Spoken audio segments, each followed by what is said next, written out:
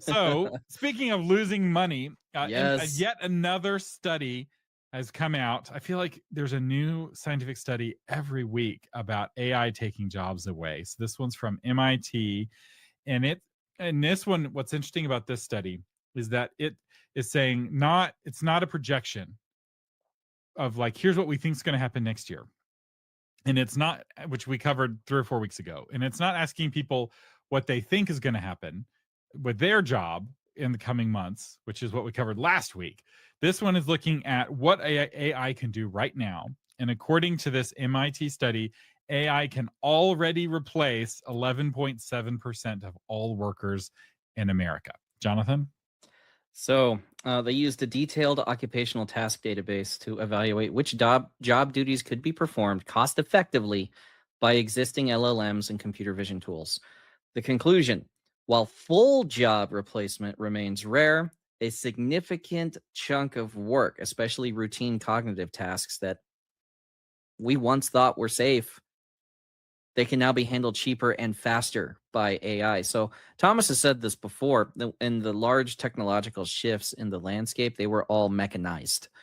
Okay, you had machines that were replacing human beings on the factory line. Okay, you didn't need men's hands putting together cars anymore because now we have mechanisms that can do it faster, safer, and cheaper. Well, now that's happened in routine cognitive tasks like spreadsheets, like HR management, like accounting, A uh, lot of publishing jobs. So that publishing publisher jobs. who banned you from using AI is secretly using AI a lot in the background to automate various publishing tasks, And so, or they will be soon. yeah, the tipping point has already been crossed over for about 1 in 9 US workers worth of tasks. It doesn't mean your company has replaced you. It means that they can now.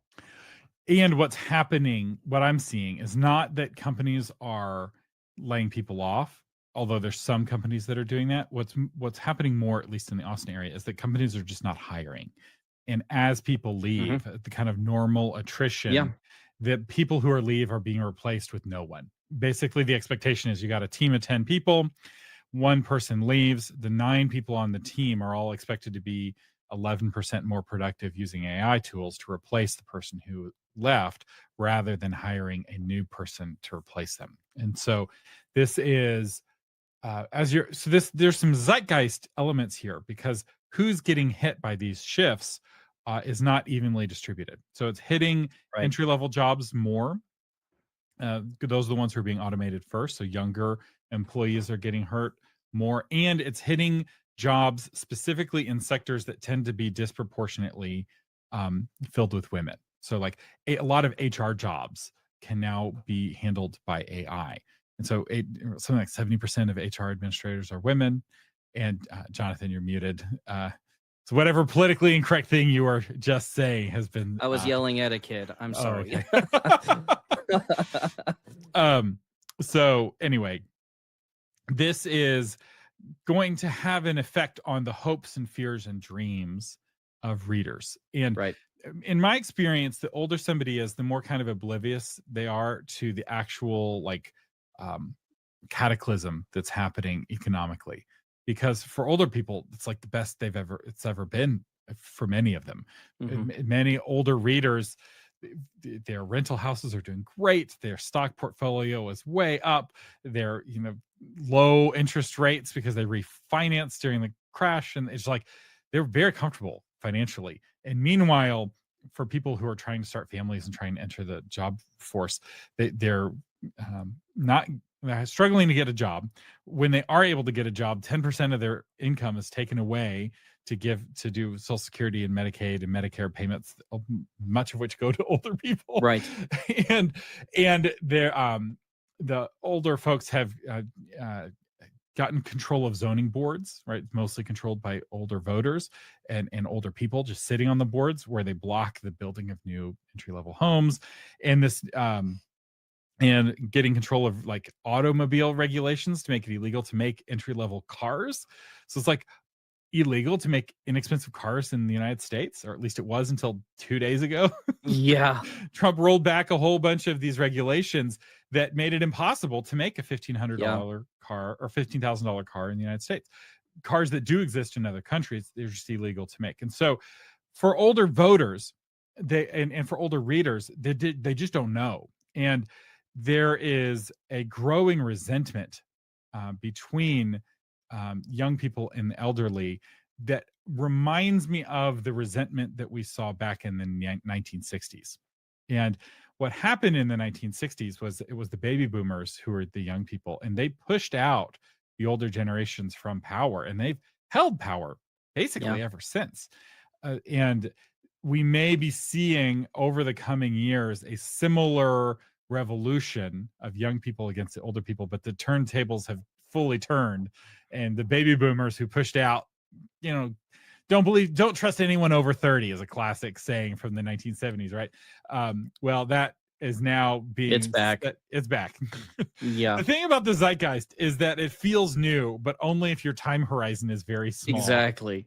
If you're a student of history, this stuff has happened before, and envy hasn't changed, or what the Bible calls covetousness hasn't changed. And it can be tracked, it can be predicted. So just keep an eye on that. Now, in the intro, I said AI is reinforcing the glass ceiling. That's because 70% of these administrative HR roles are held by women. And so women's employability is now directly being impacted by the fact that they can be automated. Well, it has to do with preference. So there's some jobs that are dirty jobs where you're covered in oil and you're out in very harsh conditions and it's cold and you're miserable, like line workers in a working for a power company, right? So there's here in Central Texas, we get these terrible winter storms and we have live oak trees that have leaves year round. And the live oak trees, instead of dropping their leaves, drop their branches on the power lines. And so when we have one of these winter storms, the power companies send out an army of electricians in 25-degree and raining weather. And it's not supposed to rain at 25 degrees, but in Central Texas, we found a way where liquid rain falls, soaks into your clothes, and then freezes. And like, why is it not snow? It's supposed to be snow. Isn't that how science works? And most people are very happy to stay inside. And I have so much respect for the line workers who are going out and climbing up into the wind up high where they're dangling over these power lines and pulling electrical cables over. That guy's job is not threatened by AI. His wife, who works at HR for a big corporation, is. And so this is one of these things to keep in mind with this shifting zeitgeist. The dirtier the job, the riskier the job, the more complicated physically the job is, the more it's interacting with atoms, as Elon Musk would say, the safer it is, and the more that it's sending emails back and forth, the more at risk it is. So like literary agents, most of being a literary agent, sending emails back and forth, reviewing contracts. I've already built a bot that is called Not a Literary Agent. They can do most of what literary agents do, other than the relationship vouching for this person piece of it. Well, the entry level to getting into work at a publishing house is slush pile work. Well, what do you give a slush pile editor? You give them guidelines saying, we want this, we don't want this. Guess what you can do to AI, and it can read an entire slush pile in a day. I was actually just consulting with a literary agent yesterday and talking about how this agent could hand her slush pile over to AI. Like, this is a conversation that is happening right now. I'm not saying who the agent was. I'm not saying if she's going to do it, but the technology is there. And what happens when you have a technology that makes things more productive is that whoever ends up adopting it first ends up grabbing up market share from the people who adopt it last. So there's an attitude I see taking part, and a lot of it has to do with self-protecting mechanisms, which is, my job is safe because I'm so expert at it. That's not true. It might be safe now, but then somebody is going to focus in on your job field and suddenly optimize it to the point where you're not necessary anymore. And that happens everywhere.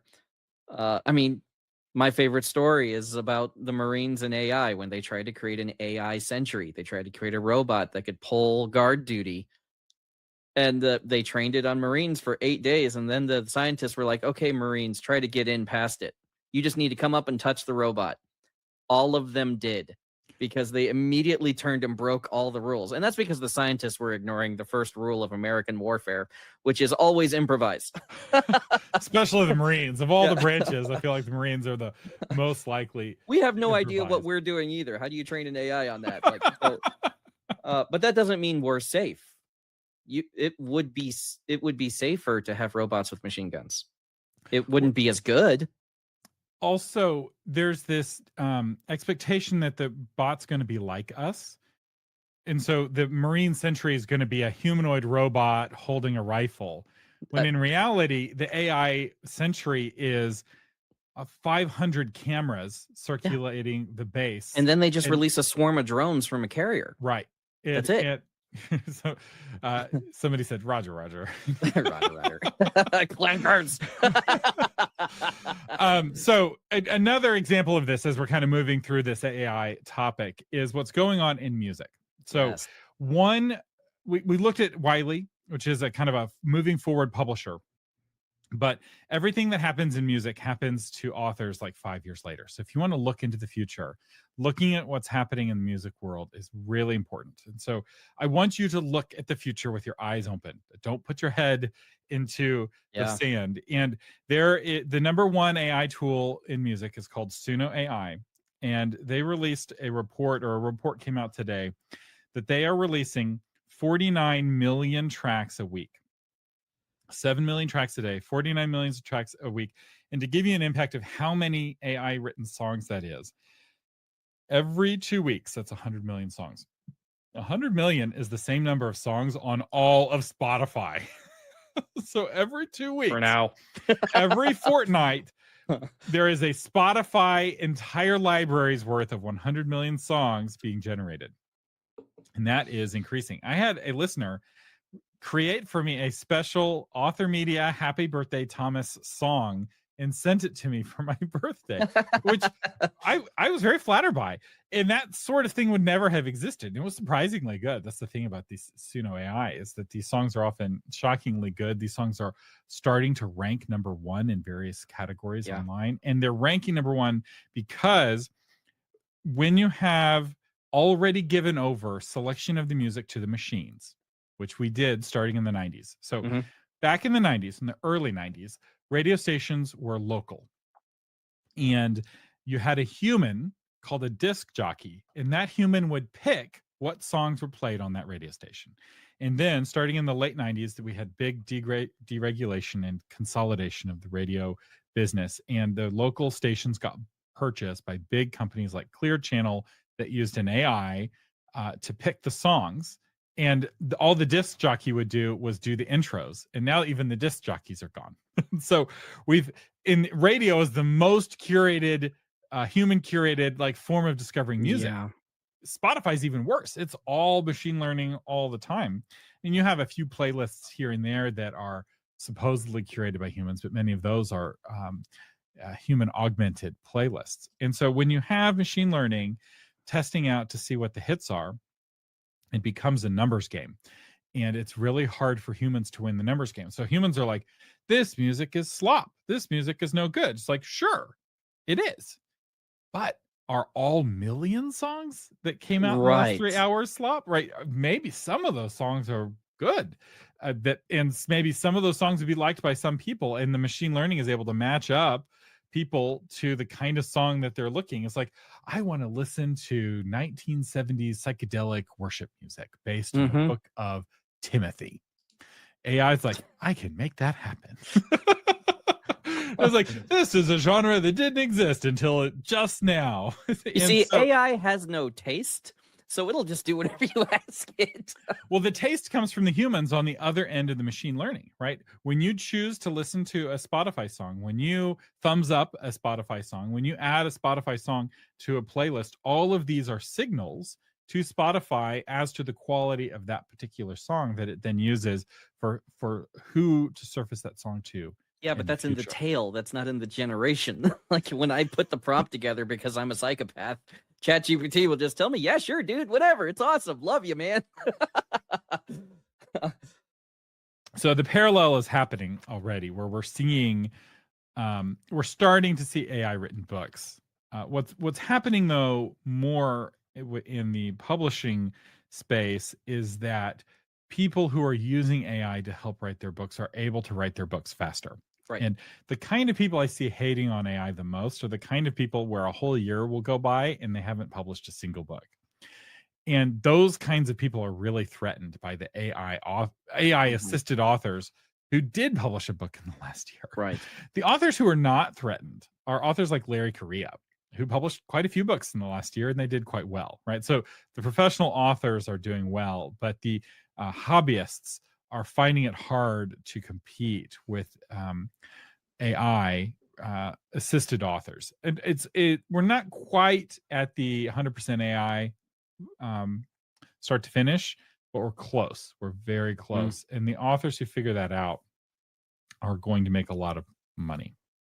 But it's all like, keep in mind though, it's all about your readers. Your readers have to like whatever you're writing, whether you use an AI or not. You know, I don't care if you fire a rifle with iron sights or if you have a red dot or a telescopic sight or whatever. Whatever, you know, impacts the target, right?